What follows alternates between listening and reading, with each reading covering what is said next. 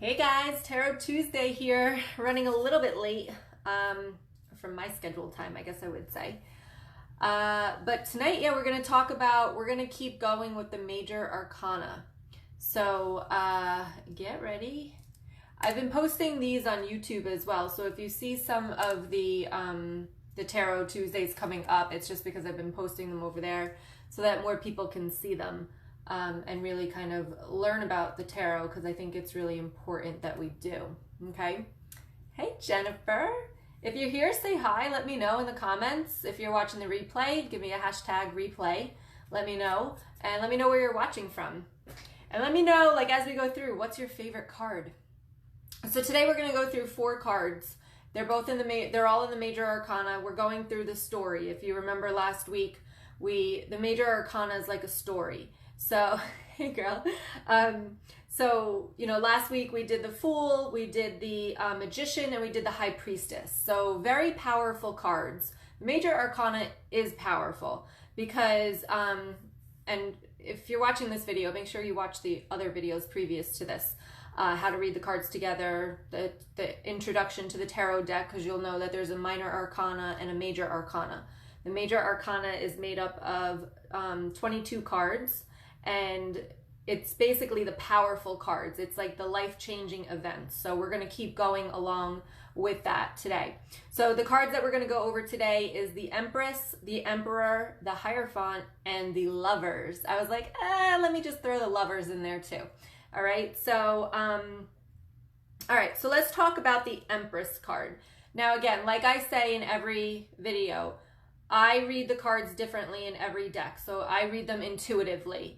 So each one of these cards is going to mean something different to me, but the overall message is still the same. So I'll show you what I mean. So in my Spellcaster's deck, this is the Empress card. And sorry, the words of course are backwards because of my phone. But you can see here, and like I explained to you in that one video about how to read these cards, what does this look like to you? Right? This beautiful woman kind of standing in her power is what I see. And it's like gorgeous and strong and powerful energy is what I feel here. So that's the Empress card. So if I was to look at this card, I would say that this is someone that is strong and determined and knows what she wants and goes after it. And that's the Empress. Now, the meaning of the Empress card is she's like the mother of the deck, which ironically in another deck, it looks like this. There's a lot of decks that she's pregnant. So when you get the Empress card, it might mean motherhood. It might mean pregnancy. It might mean having issues with children or good news about children. But the Empress and the Emperor are like the mother and the father of the deck, right? Oh, thank you. Thank you, Danielle. Hey, Wanda, what's up? All right. And Neva, hello. Everybody's in the house. All right. So again, like I said, depending on what deck I'm reading from and the other ones as well, I will be drawn to certain things on the deck. Sometimes I'm drawn to her stomach. If I'm drawn to her stomach, then I bring up the children. If I'm not drawn to her stomach, or like a pregnancy or, children on the way or just children in general, if I'm not drawn to her stomach, or if I get a card like this where she's not pregnant in this card, my intuition basically goes to more self-care, more self-love. We want to get you to this energy. All right. So that's what the Empress is in the Major Arcana. Okay. So basically, Danielle, I'm not doing any readings tonight. I'm just teaching you actually about the cards. All right. So, so depending on what you're drawn to when you see this card, but it's usually like the mother of the deck. So it depends what's around the card as well. So if I was to get the card, maybe with the Lovers with it, I would be like, you might need to mother or nurture your relationship, or there could be a pregnancy there because, if you have the Lovers and the Empress together, there definitely could be a pregnancy. There could be this is a mother, like right now I'm getting that some of you out there, maybe I am doing some readings tonight. Some of you out there are not giving yourself enough attention in the relationship. Like you're focused on the relationship, you're focused on the children, but you're not giving yourself enough attention here.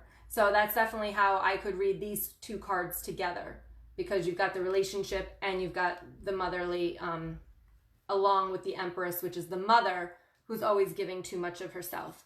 So that's how I would read that card for the Empress. And then with this one, I'm like, you just need to be strong and know who you are and know your worth. And that's kind of the message I would give with this card when it comes out. Okay, so you can see two different decks, two different styles, ultimately the same message. So that's why I say it's important to know the card behind it, but you're always going to want to trust your intuition. Okay, so now we're going to go to the Emperor. So we've got the Emperor here. These are very similar, actually. So you've got this is the spellcaster. So you've got the Emperor. This is the father of the deck.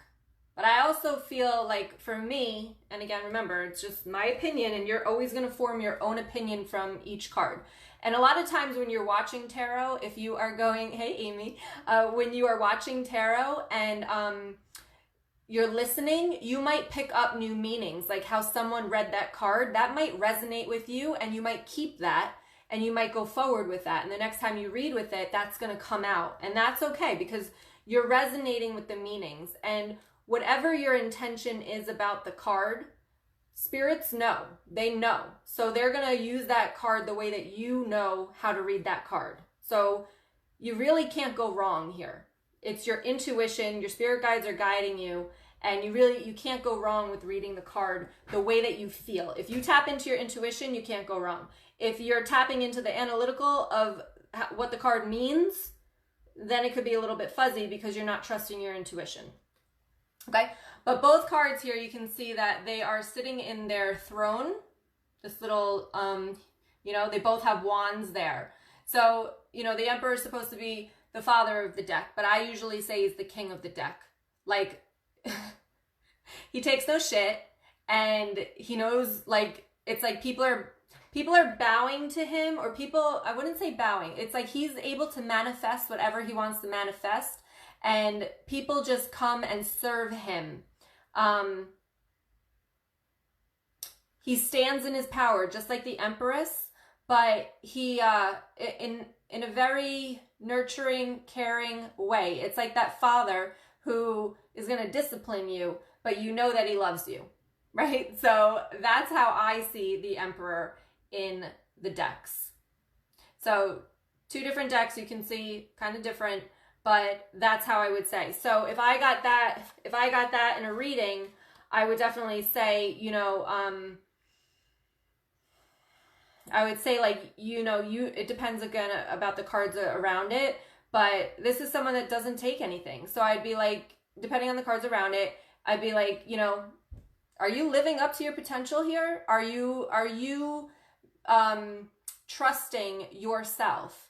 Are you demanding from others? Are you putting it, I'm trying to think of the words, like, are you putting it out there so that people just know that you're in charge? Like, you don't have to say it, they just know from your energy, is kind of what I'm getting with this card. Like, when you're around, if you're in front of that person, I'd bow down. Like if I was in front of him, I'd be bowing down, whatever you need, because I can feel the energy. And that's how I feel with the Empress and the Emperor. So again, everybody's different, but that's how I see the Empress and the Emperor. And if I get them in a reading together, and especially like one card and then the next, like say if I had these two cards together, I could definitely say that, this is maybe a husband and a wife, and with a child here. So you definitely want to see the cards around and associate them too. And you can watch that video from before. I wanted to teach you how to read the cards together before, because that was the hardest thing that I had to do. And I'm assuming that a lot of you, as you told me, oh Dan, oh my goodness, go to bed. So you want to, learn how to read the cards together. So definitely watch that video. I wanted to give that to you before I went through the whole deck. Gave you what you wanted up front. All right, so the next card. So now remember, so let's just think about the path already, right? So we had the Fool card. The Fool card is taking that leap, jumping off without knowing what the heck is underneath you, but trusting in the universe and going forward. Then we had the Magician, the manifester. Like you can manifest, because this is the greatest thing, guys. And this, it's hard to get. It is hard to get what I'm about to say. But when you do, it's a game changer and it will change your life. Those two cards are to me, they're the most important cards, because once you are the Fool and you take that leap of faith, and by faith, it means trusting in something you can't see and knowing that everything is going to be okay. Once you take that leap of faith, that is when you start to manifest what you want. You need those two first cards in order to do any of the rest of this. So we had the Fool, we had the Magician, and then we went to the High Priestess, which is connecting your intuition. I never even thought about it before until I was teaching you guys that card last week, and I'm like, holy crap, like that's so powerful. Like those three cards is just so powerful, because before you can go on this journey, that's the 3 steps that you have to take. So it's amazing how they created these cards, because they're right on point. So Fool, Magician, High Priestess, connecting to your intuition, really trusting your intuition, manifesting and taking that leap of faith. And then you come to the Empress and the Emperor. So what is that? That's the energy. That is your energy that you're increasing, that you're seeing, that you, it's all from within. I'm trying to grip my words here to make it resonate with you. It's like you can't go forward until you raise your vibration. And raising the vibration in the Empress, where it's self-love, taking care of yourself first before you take care of anybody else, so that you're in a higher vibration, so that you can help other people raise their vibration. And I'm talking about children too, spouses, significant others, friends, that self-love to go up and raise that vibration of within. This is removing all the negative thoughts. They don't have any negative thoughts. Like, look at her. You think she cares about what other people think? No. Do you think that she doubts herself? No. Not wearing a crown like that. I mean, geez. But, and then look at him.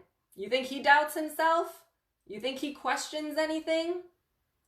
So you really have to watch this journey and apply, like, I'm just getting this, guys, like, watch the journey of these cards and apply it to your life, because these are the major life-changing cards. So the energy has to raise up. All right. And you've got to know that you are who you are. You stand in your truth. You accept yourself for who you are. Now, going forward, the next card, after you've raised that energy, you have the Hierophant. So this is the Hierophant. So you can see they're bowing down to this person. So this is known as like the priest card. This is also like a commitment card. These are the known things about what the cards means. But I always see this as asking for help, coming to somebody to help you. So this could be, I always say it's like a therapist, a priest, a coach, a healer, a teacher, a mother or father. It could even be like a friend, or, somebody that has the knowledge that you're seeking. And that's what I think the Hierophant is about. But if you get this like with the Lover's card, you can definitely say, because it's like a priest, it could definitely be like a marriage here, like a commitment, a marriage. So, so that's the Hierophant. And you can see here that this is the spellcasters. It looks like this. Sorry that my phone keeps doing that. It's annoying. And then this is the Hierophant. So here you are. It's like they're doing yoga, they're meditating. But again, there's somebody leading them. So when you get this card in a reading, it's about seeking the help, finding it from somebody else that already has the knowledge, and they're telling me to make the journey shorter. Why do we have to do things the hard way? find somebody that can help you to shorten your journey and not work so hard for you. So that is the Hierophant. So once you raise that energy, it's like, okay, let's find somebody that can guide me and navigate what the rest of this journey is, I guess I would say. And then we come to the Lovers card. So again, different decks look different. So this one looks like this. So this looks like they're getting married. It looks like they're, you know, underneath the rainbow, underneath the heart. Beautiful. So this is a Major Arcana. If you get this card, you know, me, myself, and this is one thing. Okay, let's talk about this for a second because this is important. As a tarot reader, you never want to put doubt or fear in anybody's head. So even if you get a message with your intuition, you are never supposed to communicate that.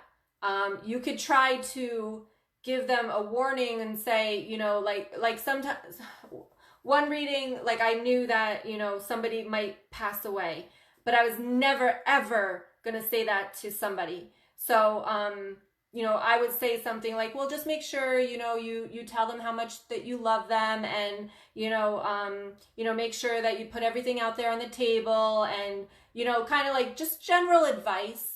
But I would never say, oh yeah, nope, they're not going to make it. So you never want to instill fear or doubt.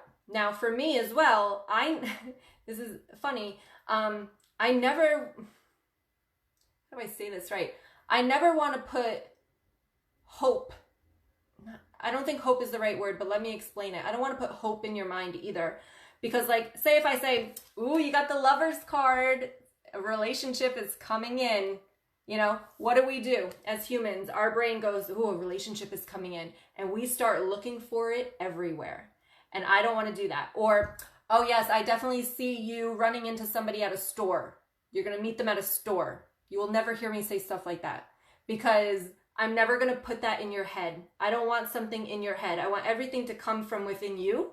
So I through my tarot, guide you to come up with it for yourself. I might point out, because I'm more of a healer, I might point out where you need to look and what's blocking things. But I'm never going to say, yes, you're going to meet him on Saturday at a store.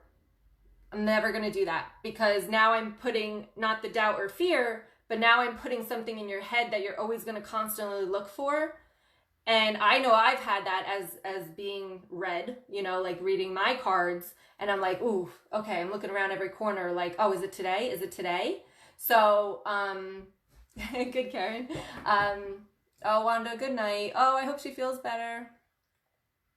Or if that's you, I hope you feel better. All right. But I don't want to put that in anybody's head either. So I try not to answer things like that. So I hope that makes sense to you, but I had to put that out there as well. But yeah, so the Lovers card. So again, depending on what goes the cards around it, this is what it looks like in the Good Witch Tarot. Oh, I'm sorry, Everyday Witch. I was like, Good Witch? No, I don't think. Everyday Witch Tarot. This is these cards. So you can see, it does look like a girl and a boy. You can see the little cats on the bottom too, which is cute. But for me, I will always say there's a relationship coming in. It doesn't have to be romantic. I will always say that, because I'm not going to put that in your head that a soulmate's coming in. And this is usually like a soulmate card. So it's like you're going to have the opportunity to have a soulmate type of energy relationship. And it doesn't have to be romantic. It could be a friend. It could be a partner. It could be, you know, whatever it is to you, but it doesn't have to be romantic. I'm always going to say it like that, because I'm never going to put that in somebody's head that that's coming and then it doesn't. And then the defeat comes in, and I don't play like that. So, when I do get the Lovers card,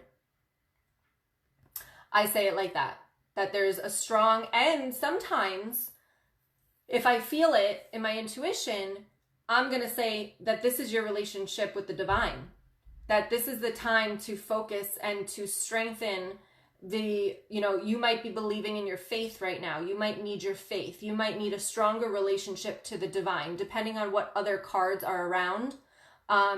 Because this is just a very firm union. That's how I see these cards. So it's a very firm union. It's a soulmate type of energy where you just feel each other, know each other.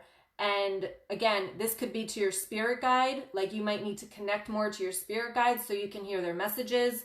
This could be a friend, a partner, romantic. Yes, it definitely can be. I'm just never going to put that out there, especially in a general reading. Because, I mean, if I'm doing a one-on-one, I will say what I feel. But on a general reading, I'm not gonna put that out there as a romantic connection. I'm just gonna say it's a stronger connection and then let you guys figure out how that resonates with you. So that is what I feel for the Lovers card. All right. Yeah, so we have the Empress, the Emperor, the Hierophant, and the Lovers. So now that's card 6. So this is 6 cards out of the 22. All right, because they're numbered to 21, but you have the Fool, which is 0. So we are on card 6 out of our 22, and then we will move on to the suits of the deck. But does anybody have any questions for me? Comments? Let me know. Give me a hashtag Tarot Tuesday if you guys like these readings down below. Let me see. A good point, Karen. Yeah, so timelines aren't always in the moment. So these energies, like I don't really like to do my readings until we're right there. So say like April's coming up. I won't be doing those readings until probably March 30th, 31st, because I like the energy to be right there. But that's just me. Other people do it like months in advance. It's really the intention that you put out, but I like to be close to it. And these, I was going to do like a video of like how readings work on YouTube, and I'll probably still do that. But, you know, these could resonate a few weeks ago, a month ago. It could resonate in the future. It could resonate in the past. It depends where you are on your journey.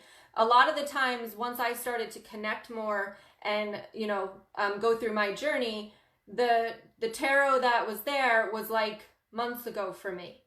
But again, remember that the tarot on YouTube is general. So it's going to be like that.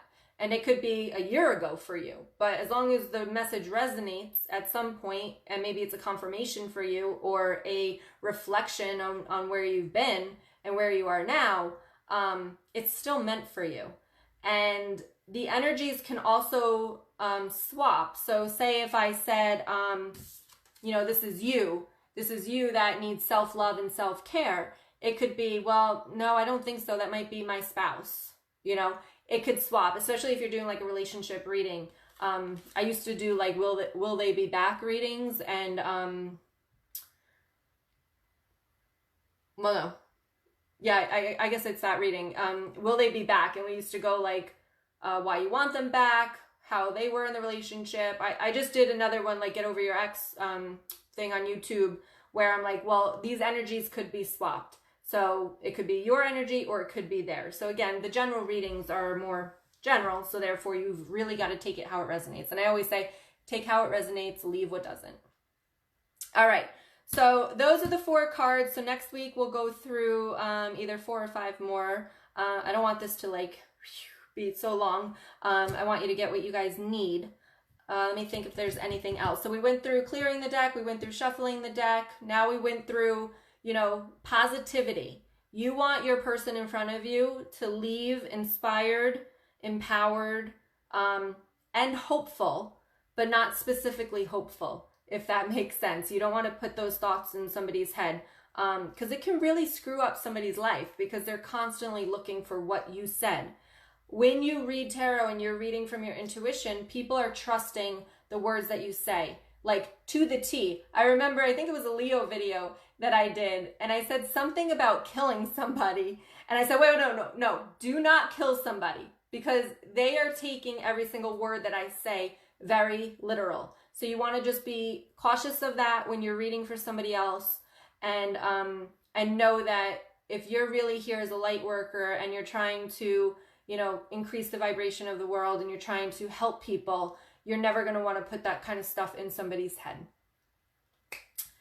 That's how I feel. That's what I teach. So yes. All right. So, Awesome, Karen. Yeah, it is worth, I was trying to get the Oracle deck on YouTube, but it wasn't working. But most of these videos are on YouTube, so it might be easier to go to YouTube and find the playlist, and you can check them out there. All right, so yeah. All right, well, I want to thank you guys for joining me. Let's see, it's Tuesday, so I'll be back for Freebie Fridays, if not before that. And I do have my activation of your third eye and your crown chakra next weekend. So the 31st at 2 p.m. on Sundays. It's a live event. It's like 3 hours, if not a little bit more. You can check it out. I'll put the link in the comments. Here, let me put, oh no, okay. I'll put the link on the comments after. But check it out. Let me know if you guys want to come. It's going to be freaking amazing to open up. So if you're really interested in reading tarot, you're going to want to open up your third eye, which is here. That's your connection to your intuition, and your crown, which is your connection to the divine. So you want to open up your higher chakras so that you can let the messages and also, you know, connect with your spirit guide. We're going to do a spirit guide meditation in that class. It's a workshop really, because we're working our butts off, but well, yeah, I guess we're working our butts off. You're going to be laying down with your eyes closed a lot, but but you'll be working your energy off. But yeah, so you really want to open that up so that you can let those messages come in. You want to clear your chakras, and you want to center yourself so that you're quiet, so you can hear the messages come in. All right, and I'll teach you all that in the workshop. All right. Thank you. I want to be down for the activation link, please. Okay, I will give it to you guys. Awesome. So yeah, so I hope you guys enjoy this, and I will talk to you soon. And then if you like this, next Tuesday we'll be doing more, right? Tarot Tuesday. #. Okay. Mwah. Much love to you guys. Bye.